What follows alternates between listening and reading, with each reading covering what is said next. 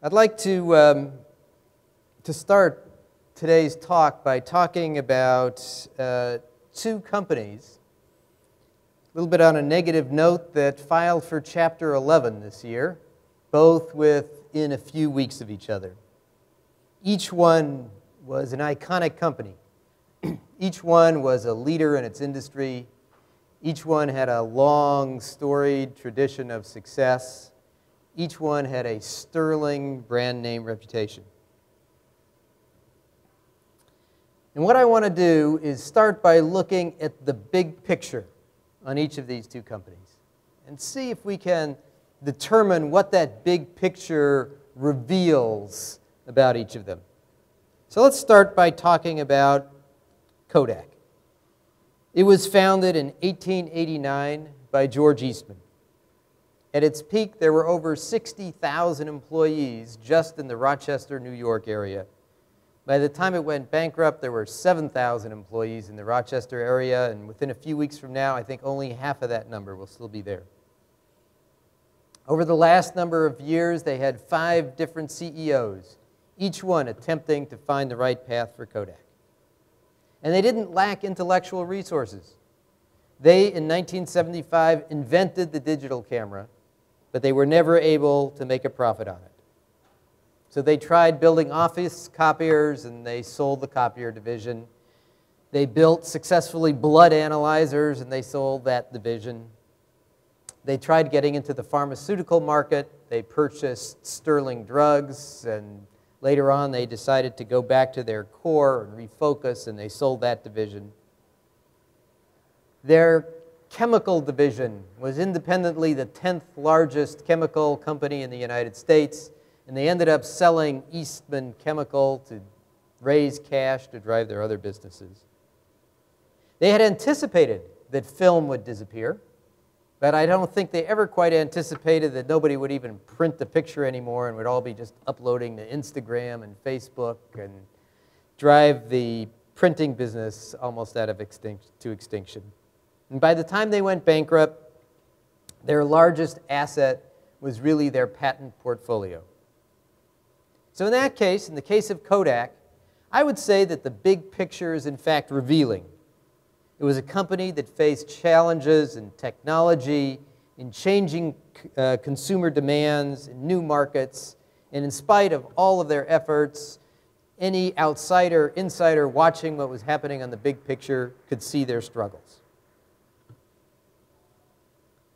Let's look at, perhaps closer to home for some of us, the story of Dewey LeBoeuf. Dewey LeBoeuf is one of the most successful law firms in the United States. The American Lawyer, which ranks the largest, most profitable firms, ranked Dewey as number 22 in last year's ranking. They had 1,000 lawyers in 26 offices throughout the world.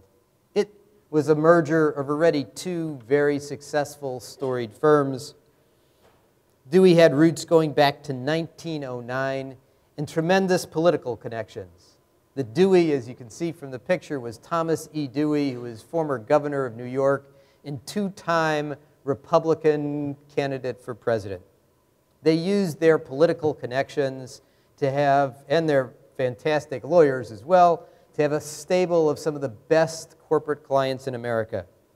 They had General Motors, Morgan Stanley, Mobil Oil, AT&T, all as their customers. In April 2012, they announced their financial results for the prior year. They said that revenue and profits were up in 2011. Revenue was up 2.8%. Profits had gone from $328 million to $342 million. Profit per equity partner had slightly increased by about 1%. And one of the key metrics in the legal industry, cash collections, had gone from $910 million to $935 million. In a March statement to the American Lawyer, they said that their bankruptcy and litigation practices were booming. And if there had been some concern about some partners leaving the firm, they had in fact brought on 30 new equity partners within the prior year. And within a few weeks of that announcement, the firm had collapsed and they had declared Chapter 11. So I would say, in that case, that the big picture was really misleading. If we take a moment to look at my point graphic, the big picture is lost somewhere in the mass, right? It shows, looking at macro indicators, show none of the underlying problem that was really going on behind the scenes. So how would you know? How would you know, if you're inside of a business, just looking at the big picture, what's really happening?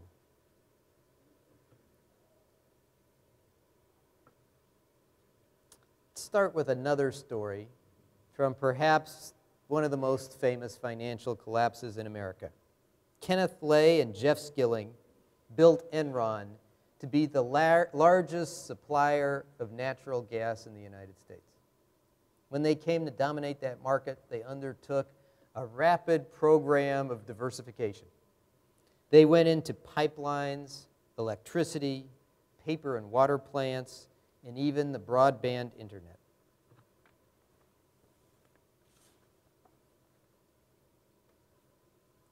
Their stock from 1990 to 1998 rose 311%. In 1999, it went up 56%, and in 2000, it went up another 87%. It had a market cap of over $60 billion, which at the time seemed a huge number. Now we know it's only 1/10 the size of Apple, but it was a big number back then. Their downfall began with a Wall Street Journal article by a reporter named Jonathan Weil in September 2000. It was followed shortly afterwards by an article in Fortune magazine by Bethany McLean entitled, "Is Enron Overpriced?" And what's fascinating about their story is that these two reporters, who ended up essentially bringing down Enron, only used publicly available information. Their source was downloading information from SEC filings. They showed that the income statement for Enron was based on something called mark-to-market accounting, which meant that most of their profits were in fact paper or unrealized profits. And their balance sheet was backed up by something called SPEs, special purpose entities, used for off-balance sheet financing, which had been approved by their auditors, signed off by their lawyers, and were in Section 8 of their public filings. As Malcolm Gladwell points out in a book, there was no deep throat for these reporters. They just downloaded the SEC filings. So the information was there. Even though later on there were accusations of fraud and misconduct, and in fact convictions, the reality was they would have been brought down without that. It was all there. The details were just lost in the big picture. So that's my question for this morning. Why is it that we don't look at the details? Why is it that we're so tempted to just look at the big picture and miss what's happening right below the surface? And I'd like to suggest 3 reasons. I'm going to start off by looking a little bit closer to home. I'm not going to ask you this question, but you can mentally answer it. How many of you balance your checkbook at the end of every month? So I'll show you what an online survey says. It says that 68% of the people never balance their checkbook, which I believe that number. 10% of the people rarely balance their checkbook. I don't believe that number because if you've ever tried to rarely balance, you know how hard that is. And 22% of the people faithfully balance their checkbook, and I absolutely don't believe that number. But my question is, clearly the point is there. Why is it, in spite of the fact that we all believe that balancing your checkbook is good financial hygiene, why don't we do it? Well, I think there's a couple reasons. One is you're looking at things after the fact. By the time you're looking at your checkbook, the money was spent days, weeks, and potentially months ago. and there's really nothing you can do about it. Second, what's the chance that the bank made a mistake? If you find a discrepancy, if you ever try to balance your checkbook, you'll spend an hour on it and realize it was most likely your fault when you were doing it. So after a while, you figure it's too late, there's no point, why bother to do it? Let's look at a second reason I think people don't look at past the big picture. We all develop in our minds what I like to call a mental model. Most of us are stuck on a business mental model that we learned the second week of the first class in accounting that we ever took. It's called the break-even analysis. And in the break-even analysis, it says there's really only one core driver of profits, and that's revenue. The more that you sell, the more money you make. The less that you sell, the bigger your losses will be. So there's really one driver, sales, that controls the entire business model in your mind. Thomson Reuters was kind enough to share with me some of their statistics from Peer Monitor, their analysis of large law firm finances. If in a large law firm you add up non-lawyer compensation and benefits, occupancy, office expense, technology, and taxes, all of which are numbers very difficult to control, you've already accumulated 91% of the total overhead in the business. So it's easy to see why in a law firm people think that the billable hour is the sole lever that they have to control their business. So after a while, you say to yourself, what's the point of looking past the big picture? You think you understand how your business works, but you've reduced your business to really an oversimplified model. I'm going to share with you a way of summarizing this thought.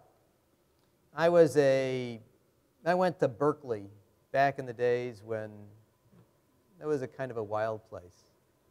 But my wife has always accused me of being such a geek that I had no idea what was going on in the music scene at that time. So I kind of get a perverse satisfaction by quoting Simon and Garfunkel to tell you this point here. It's from their song, The Boxer, in 1968. Still a man hears what he wants to hear, and he just disregards the rest. In spite of the fact that I think you're all my friends, I am not going to sing any of that song for you today. Reason number 3. Sometimes we do want to change. We do want to drive our business in a different way. But then the way we go about it is we copy someone else. We look at what succeeds for other people, and we say to ourselves, we're just going to take that business model and copy it. We look at their big picture, and we think it's going to work for us. So I'm in the technology business. And the currently fashionable model to copy is Steve Jobs. Everybody thinks every technology business should just be like Apple. Now, the problem is Steve Jobs was a genius. And if you listen to Forbes magazine, I'm quoting them, he was also a jerk. Now, I know I'm not a genius. I can't tell you, but I hope I'm not a jerk. And so I have a very low probability of successfully copying Steve Jobs and turning Chrome River into the next Apple computer. But that would be the tendency, to look at somebody else's business model and simply copy it. Jeff Pfeffer and Richard Sutton, 2 professors at Stanford, show how most businesses, many businesses, believe in the model called forced ranking. It's the famous GE model for ranking employees. And businesses copy the GE model regardless of a very considerable body of evidence that indicates that it may cause more harm than good. But people want to be like Jack Welch, right? They just think, let's copy somebody else's model. Or they have a mental model that says it's good to be the first mover, the first pioneer to enter a market. But there's a hardly any compelling evidence that the first mover wins. Amazon was not the first company to sell books, or even the first company to be in cloud computing.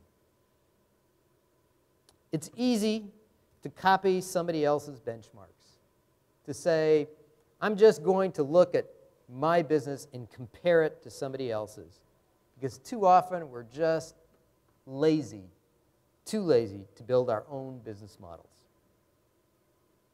So why do we rely on the big picture? It turns out we're mentally lazy then in three ways.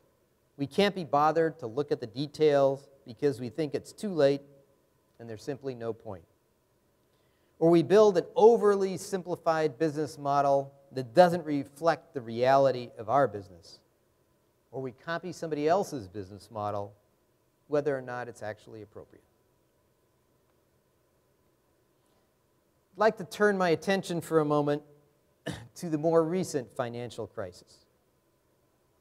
It's another story where the big picture failed people. Lehman Brothers and AIG looked like wonderful, successful enterprises virtually right until the moment of their collapse. A wonderful recounting of this story is in Michael Lewis's book, The Big Short. It's the compelling story of the subprime mortgage meltdown and the financial crisis. But he tells the story from the perspective of individual people that really managed to look past the big picture. These are the people who went and looked at the details, and most of them are fabulously wealthy today. They had the courage to ignore the mental model that kind of took over the whole banking industry, and they looked at the facts.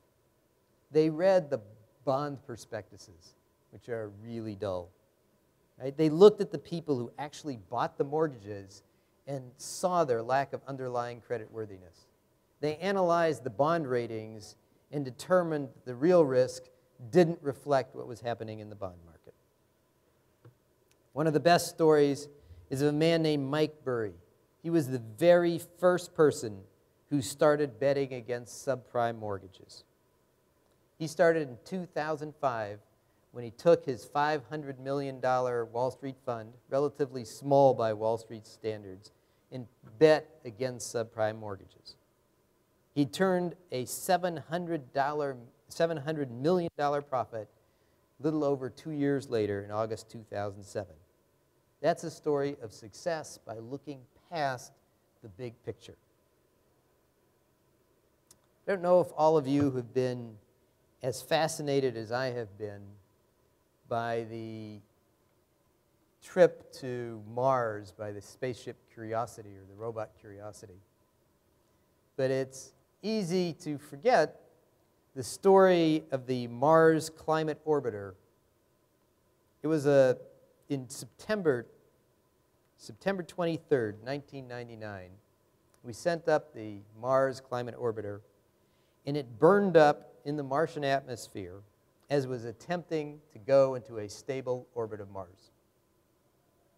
Now, the conclusion of the resulting inquiries are now infamous.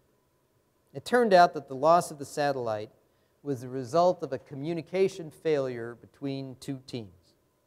The flight system software in the orbiter controlled thrust by measuring in metric units called newtons.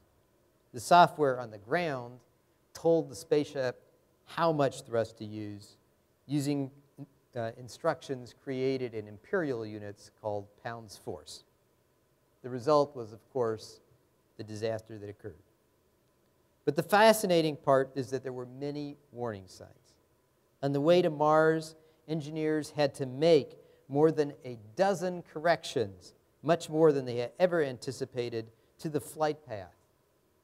And the signals that came from the orbiter, even before it burned up, showed that it was 105 miles closer to the Martian surface than it was ever supposed to have been. So there are lots of possible lessons from the story of that Mars orbiter. But the one that I want to emphasize is that the details were ignored. People had a mental model, a big picture of what was happening, and they ignored the little pieces of evidence that didn't quite fit in. Last year at this conference, I spoke about the role of Chrome River in monitoring compliance. And it turns out it's a vital role. And as I explained, it not only catches abuse, but even more important, it prevents abuse. But I think there's another way of thinking about Chrome River. We are the distributor of real-time information. We are the counterweight to the big picture. Each approval that happens, whether somebody approves on their iPad or by email or on their desktop or on their telephone, they're getting a close to real-time fact on what's happening in their business. You see who your colleagues are entertaining. How are you spending your business development and marketing dollars? What upcoming trips are anticipated if you use pre-approvals? How are people spending their budget money? And for those with our invoice application, you can monitor the flow of virtually all expenses, whether they be routine or non-routine. It's like balancing your checkbook continuously throughout the month. It gives the key decision makers dozens of data points that they can use to build their own mental model of what's happening in their business. Now, clearly, there's a role for powerful analytics, for graphic views that summarize the data. But today I'm arguing that your managers and executives need to see the details. Chrome River is part of that picture. And maybe we're even a role model on how you should distribute information, because our information cannot be ignored. You can't send our emails into a folder never to be looked at. You might think of us as drip, drip, we're the water torture of information that can't be ignored. Let's visit our 3 sins. We said that data is so old, what's the point? But with Chrome River, you're actually seeing the activity close to when it happens, sometimes before it happens. We said people build mental models and you force everything to fit into that mental picture. But with Chrome River, you're not looking at summarized statements at the end of the quarter or even at the end of the month. You're not losing the detail. You're seeing real-time transactions happen. And we said there's a tendency to just copy what other people are doing. But this isn't somebody else's metrics. We're not looking at some other scorecard of your business. You're watching your own business, your own team, your own department, and you're seeing what works and doesn't work for yourself.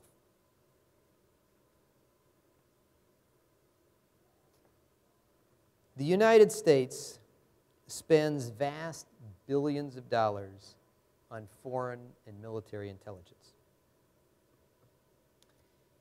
In the February issue of Foreign Policy magazine, Paul Pillar, former deputy director of the CIA and now a professor at Georgetown University, argues that we will never get foreign intelligence right. Big picture intelligence, he says, is impossible. And just think about the famous misses of our intelligence community. In the 40s, on the top here, you see a picture of Pearl Harbor. In the 1960s, Cuba and the Bay of Pigs. In the 1970s, the Iranian Revolution and the fall of the Shah. In the 1980s, Gorbachev and the collapse of the Soviet Union.